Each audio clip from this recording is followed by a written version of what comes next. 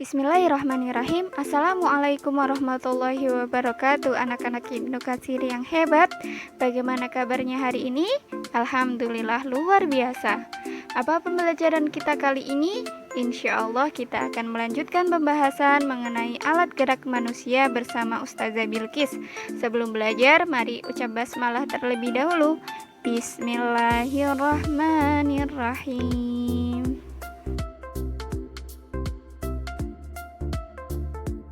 Pada kesempatan kali ini, insya Allah kita akan membahas tentang yang pertama, kesehatan alat gerak. Yang kedua, kelainan pada tulang. Yang ketiga, kelainan pada otot.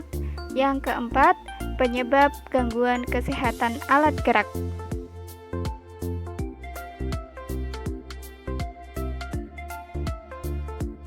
Mari kita bahas satu persatu. Yang pertama, mengenai kesehatan alat gerak. Pada bagian ini kita akan mempelajari cara memelihara kesehatan alat gerak.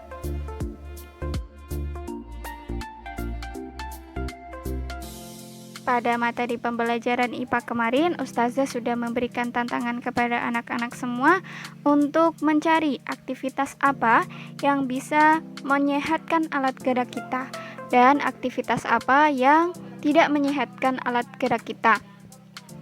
Nah, apakah anak-anak semua sudah tahu bagaimana cara memelihara kesehatan alat gerak? Nah, memang banyak sekali cara untuk memelihara agar alat gerak kita tetap sehat. Beberapa di antaranya adalah misalnya seperti makan makanan yang bergizi seimbang, posisi tubuh tegak saat berdiri, berolahraga secara teratur, dan gerak badan yang benar.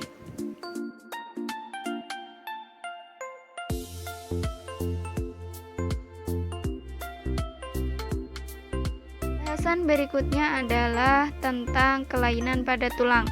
Pada bagian ini kita akan membahas penyakit atau kelainan yang ada pada tulang manusia.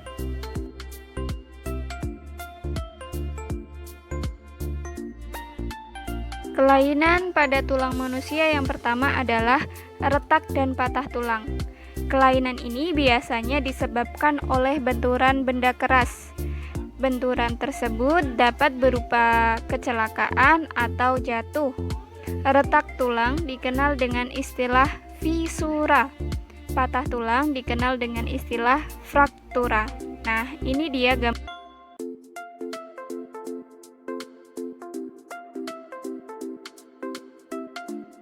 Kelainan tulang yang kedua adalah skoliosis.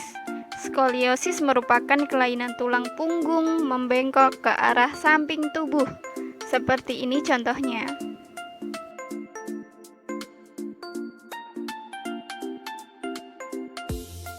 Selanjutnya ada lordosis. Lordosis gambarnya seperti ini. Merupakan kelainan tulang punggung yang membengkok ke arah depan tubuh. Yang terlihat, tubuh akan tampak membusungkan badan.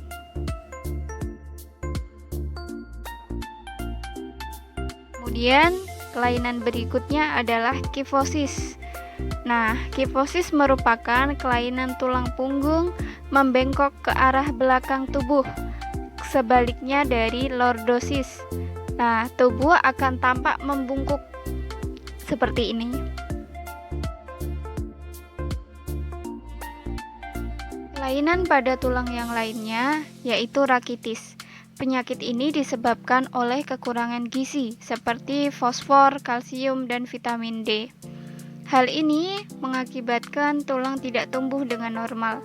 Penyakit ini dapat membentuk tulang kaki menjadi bengkok seperti huruf O atau X. Berikut gambarnya.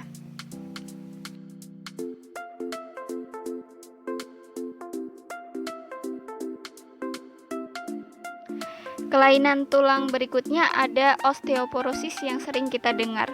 Apa itu osteoporosis? Osteoporosis adalah penyakit pada tulang yang disebabkan oleh menurunnya kepadatan tulang. Penurunan kepadatan tulang ini disebabkan karena tulang kekurangan fosfor dan kalsium. Osteoporosis mengakibatkan tulang terasa nyeri atau mudah patah saat terjatuh. Selain tulang, otot manusia juga dapat mengalami penyakit atau kelainan. Pada bagian ketiga ini, kita akan mempelajari kelainan pada otot.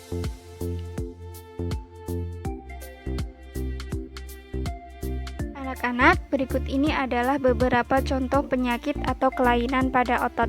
Yang pertama ada hipertrofi. Apa itu hipertrofi? Hipertrofi merupakan pembesaran otot akibat bekerja secara terus-menerus dan berlebihan. Yang kedua ada atrofi, yaitu kelainan yang terjadi pada otot yang menyebabkan otot mengecil, melemah, dan menurunnya fungsi otot.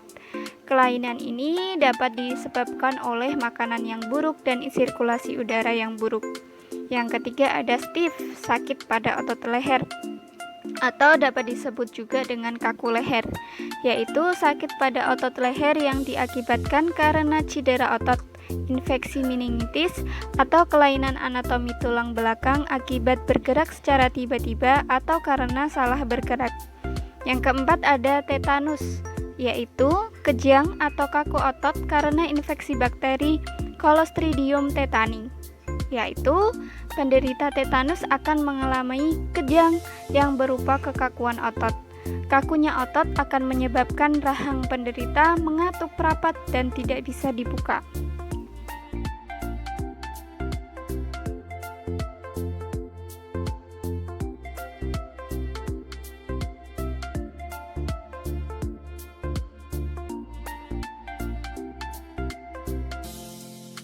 Setelah kita tahu mengenai kelainan atau penyakit yang ada pada alat gerak manusia, selanjutnya kita pelajari penyebab gangguan kesehatan alat gerak.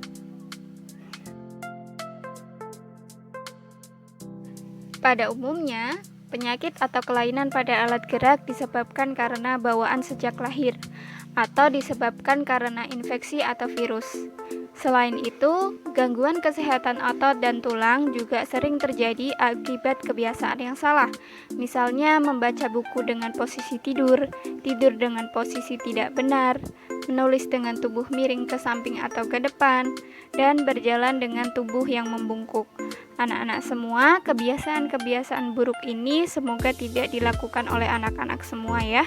Karena kita semua harus menjaga kesehatan alat gerak kita sebagai bentuk rasa syukur kita kepada Allah Subhanahu wa taala.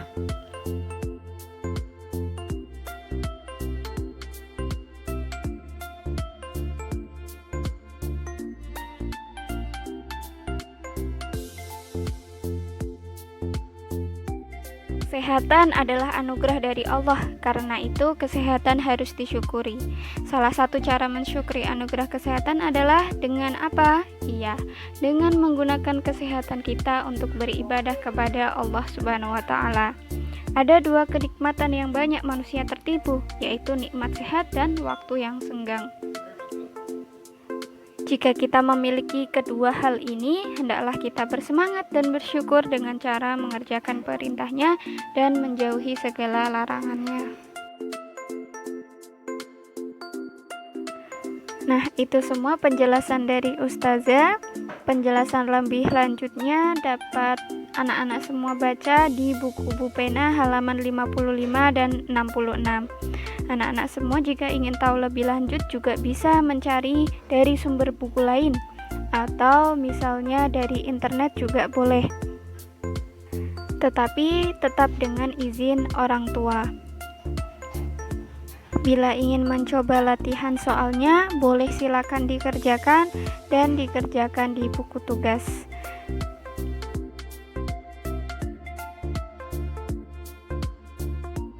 Nah, itu tadi yang kita pelajari hari ini. Apa tadi? Ya, kita sudah mempelajari tentang cara memelihara kesehatan alat gerak, kemudian tentang kelainan yang terjadi pada tulang dan otot, juga mempelajari tentang penyebab gangguan kesehatan alat gerak.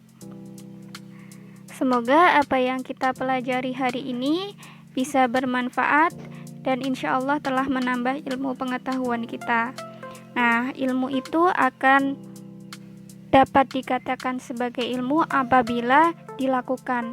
anak-anak semua tadi sudah tahu bagaimana cara-cara menjaga kesehatan alat gerak kita, maka alangkah baiknya setelah kita tahu kita juga melaksanakannya. Jadi ketika belajar, menyimak video, maka jangan terlalu dekat, dan ketika menulis jangan membungkuk. Sekian dari Ustazah, terima kasih. Wassalamualaikum warahmatullahi wabarakatuh.